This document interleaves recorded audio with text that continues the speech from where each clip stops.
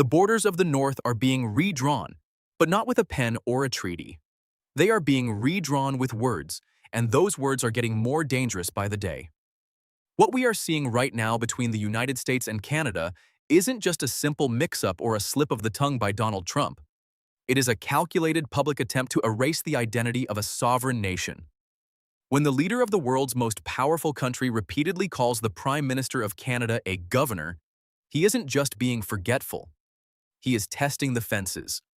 He is signaling to the world that he no longer sees Canada as a partner or an ally, but as a territory. This is a massive strategic blind spot that ignores centuries of history and the iron will of a people who have no intention of becoming the 51st state. This week, Trump took to Truth Social to label Prime Minister Mark Carney as the future governor of Canada. He framed this around a plan to work with American governors to save the Great Lakes from invasive fish. It sounds like a local environmental issue, but the language tells a different story. This is the third major time Trump has used this specific label.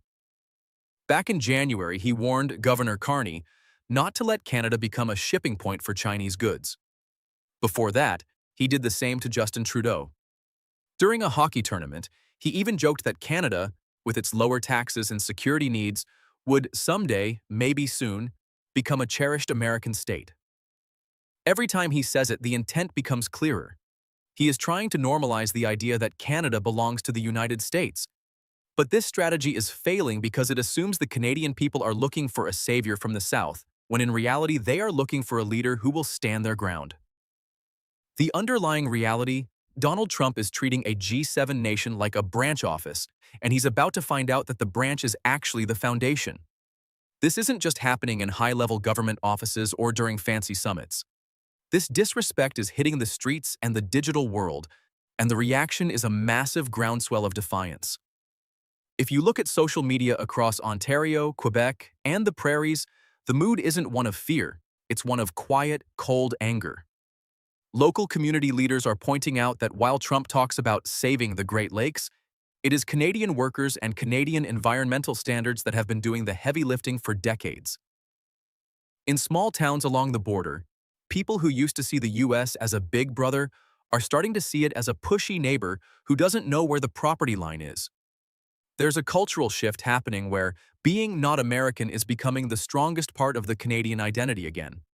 This isn't just about a tweet or a truth post. It's about a grassroots movement that says our sovereignty is not for sale and our title is not up for negotiation. When we map out the power here, the geography tells a story that Trump seems to be missing. He looks at Canada and sees land and resources that should be under his control. But he forgets who actually holds the leverage. Canada is the primary source of energy, minerals, and fresh water for the United States. Our supply chains are so tightly woven that if Canada decides to lean further toward Europe or the Indo-Pacific, the American economy doesn't just slow down, it breaks. Trump thinks he has the moral high ground because of military power, but the world sees something else. They see a leader who mocks his closest neighbor, while that neighbor handles the insults with a calm, professional dignity. Mark Carney's response was simple. He won't comment on every truth or tweet because he can handle it. That level of restraint is a power move. It shows that Canada doesn't need to bark to prove it has teeth. What we are witnessing is the birth of a new kind of autonomy. For years, Canada has lived in the shadow of the American giant, often following its lead on trade and foreign policy.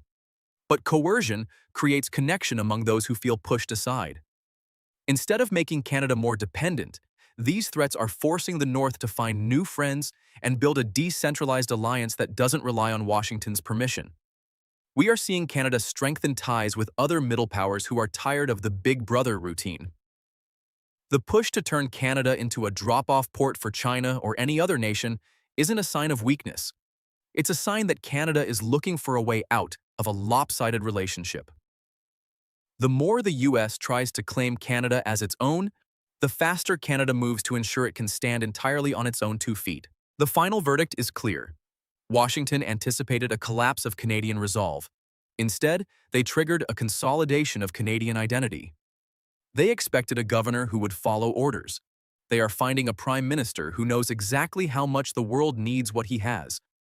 If you believe that sovereignty is a right and not a suggestion, hit the subscribe button and share this video.